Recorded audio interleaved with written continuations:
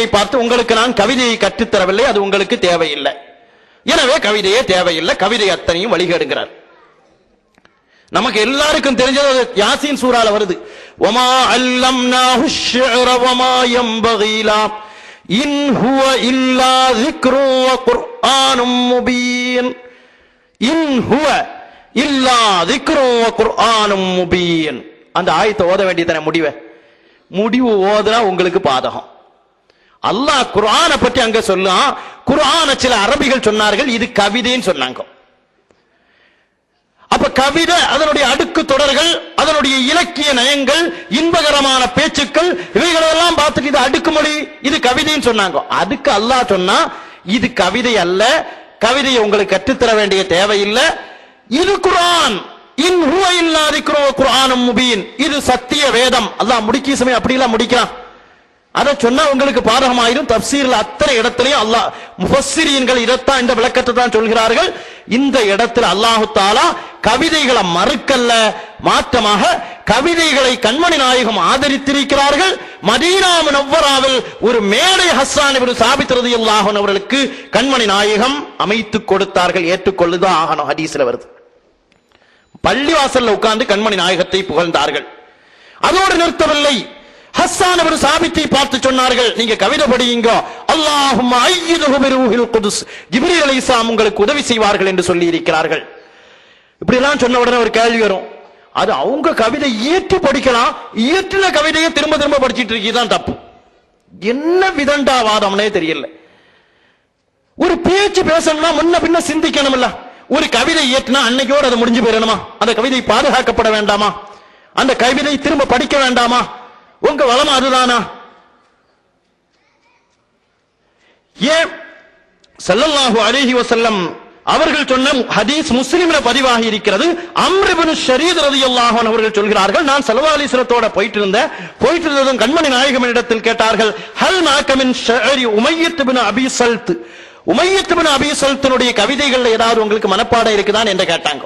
நன்றாக கேட்டுக்கொள்ளுங்கள், உங்களுக்கு இப்படி ஒரு மாயை உருவாக்கப்பட்டிருக்கிறது. கவிதை இயற்றலாம், அதை அடுத்தவங்க எடுத்து படிக்கிறது தான் தப்பு. புர்தாவை பூசரி இமாம் இயற்றினாங்க, அது தப்பு இல்ல. கவிதை என்ற முறையில் அதுல தப்பவங்க நிறைய தப்பாக சொல்லி இருக்கிறார்கள். தவறு என்று அவர்கள் தவறி சொல்லி இருக்கிறார்கள்.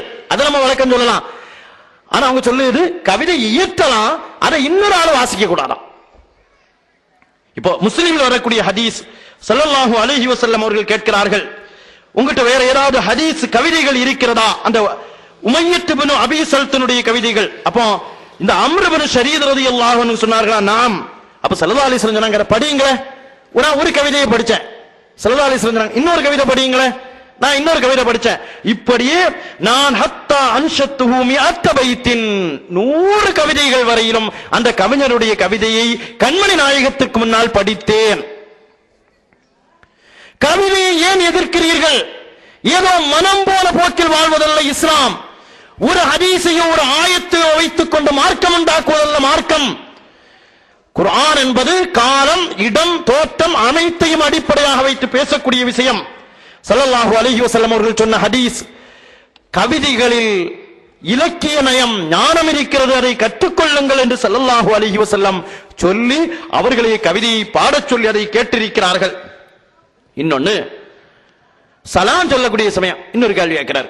ஒரு பாட்டு வேற படிக்கிறார், வாப்பாவே சலாம் அலைக்கும் உம்மாவே சலாம், இப்படி பாட்டு படிக்கலாமான்னு கேட்கிறார்.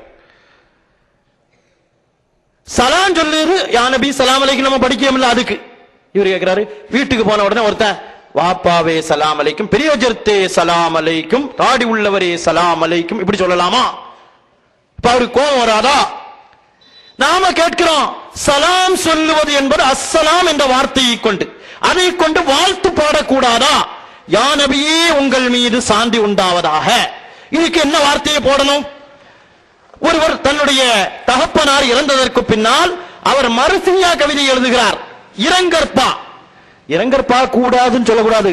இந்த அப்துல்லா இப்னு பாஸ் இறந்தாரே, சவுதியினுடைய தலைமை நீதிபதியாக இருந்த அப்துல்லா இப்னு பாஸ் எழுதின சமயம் அவருக்கு மேல இரங்கற் கவிதையாக மட்டும் இவ்வளவு பெரிய கிதாப் எழுதியிருக்கிறான் சவுதிகாரன் அத்தனை பேரும் சேர்ந்து. அது நம்ம கையில இருக்குது. அதுல அவர் அழைச்சே அவருக்கு இரங்கற் சொல்லுவானோ. ஸல்லல்லாஹு அலைஹி வஸல்லத்தை அழைக்க கூடாது. யா நபியல்லாஹ், யா ரசூலுல்லாஹ்னு அழைக்க கூடாது. இப்னு பாஸ அழைக்கலாம். அல்லாஹ் தஆலா யார் யார அழைக்க வேண்டுமோ அப்படிதான் வச்சிருக்கிறான். நாம கண்மணி நாயகத்தை அழைப்பதை கொண்டு சந்தோஷம் அடைகிறோம், இப்னு பாஸை அழைப்பதை கொண்டு ஒரு கூட்டம் சந்தோஷம் அடையுதுன்னா அதை பார்த்து துஆ செய்வதை தவிர நமக்கு வழி இல்லை. அருமையான சகோதரர்களே, இவைகளெல்லாம் வாழ்த்து கவிதைகள். சஹாபாக்கள் சொல்லி இருக்கிறார்கள் கண்மணி நாயகத்தின் மீது வாழ்த்துக்களை.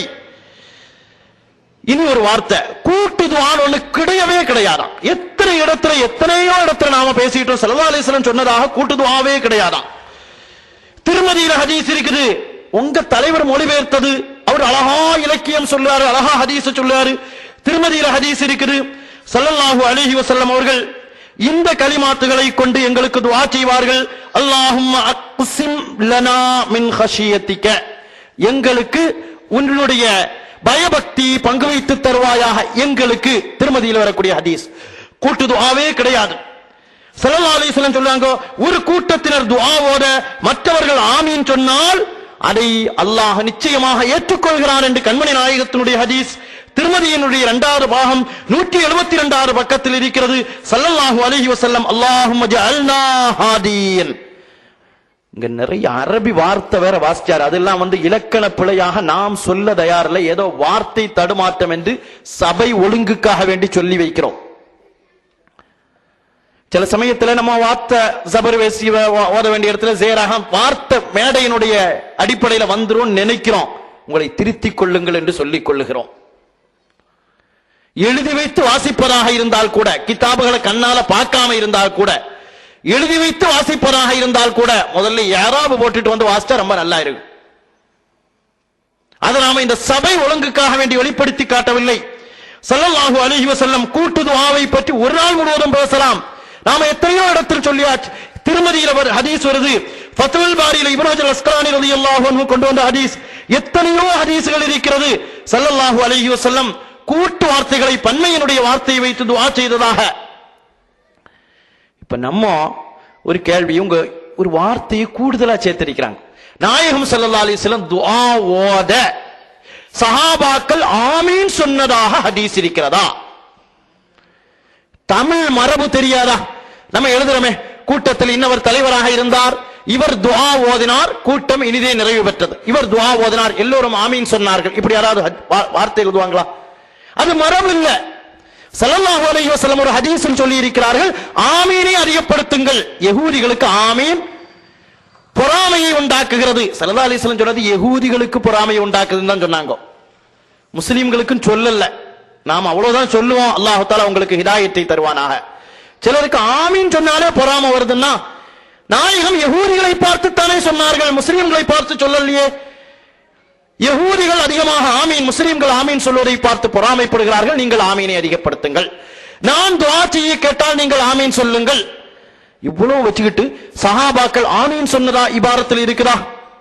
அப்ப நாயகம் ஸல்லல்லாஹு அலைஹி வஸல்லம் சொல்லக்கூடிய சொல்லுக்கு சஹாபாக்கள் மாற்றம் செய்கிறார்கள் என்று சொல்ல வருகிறீர்களா? ஆமீன் சொல்வது என்பது ஆமீன் சொன்னார்கள் எழுதுவது மரபில் கிடையாது. கண்மணி நாயகம் ஆமீன் சொல்லுங்கள் என்று சொல்லி இருக்கிறார்கள். இந்த அடிப்படையில் தான் நாம் சொல்லி காட்டுகிறோம். அருமையான சகோதரர்களே, ஸல்லல்லாஹு அலைஹி வஸல்லம் அவர்களுடைய விஷயமாக ஒரு விஷயத்தை சொல்றாரு. அதை உங்களுக்கு கொஞ்சம் போட்டு காட்டணும் டேப்ல. அதை கொஞ்சம் தயவு செய்து அமைதியா கேட்டாகணும். நமக்கு வேதனைக்குரிய விஷயம். ஸல்லல்லாஹு அலைஹி வஸல்லம் அவர்களுடைய விஷயத்தில் ஒரு சஹாபிக்கும் ஒரு கூட்டம் சஹாபிக்கும் கண்மணி நாயகத்துக்கும் இடையில் நடந்த ஒரு பிரச்சனை. அன்சாரிகள் இருக்கக்கூடிய இளம் சஹாபாக்களில் சிலர் ஹுனைன் போருக்கு ஸல்லல்லாஹு அலைஹி வஸல்லம் போயிட்டு வந்து அதனுடைய கிடைத்த பொருளை பங்கு வைத்துக் கொண்டிருக்கிறார்கள். அப்பொழுது இளம் சஹாபாக்களில் சிலர் சொன்னார்களா, கண்மணி நாயகம் அன்சாரிகளுக்கு ஒன்றும் கொடுக்கல, அன்சாரிகளாக நாம் வாள் எடுத்து போர் செய்து நம்முடைய வாளில் இருந்து இரத்த துளிகள் வந்து கொண்டிருக்க நம்மை அவர்கள் விமர்சனம் செய்கிறார். ஸல்லல்லாஹு அலைஹி வஸல்லம் ஒன்றும் தரலையே நமக்கு, மக்காவில் உள்ள முஹாஜிர்களுக்கு தானே கொடுத்துட்டே இருக்கிறாங்க, நமக்கு ஒன்றும் தரலையே, கண்மணி நாயகத்தை அல்லாஹ் மன்னிப்பானாக என்று இளம் சஹாபாக்கள் சொன்னார்கள். உடனே ஸல்லல்லாஹு அலைஹி வஸல்லம் இந்த செய்தி கண்மணி நாயகத்தை கேட்ட உடனே, யா மாஷரல் அன்சார், அன்சார் கூட்டமே வாங்கன்னு சொல்லி, நான் உங்களுக்கு ஏன் தரலைன்னா, நீங்க பூர்வீகமான முஸ்லிம்கள் புதுசா இஸ்லாத்தை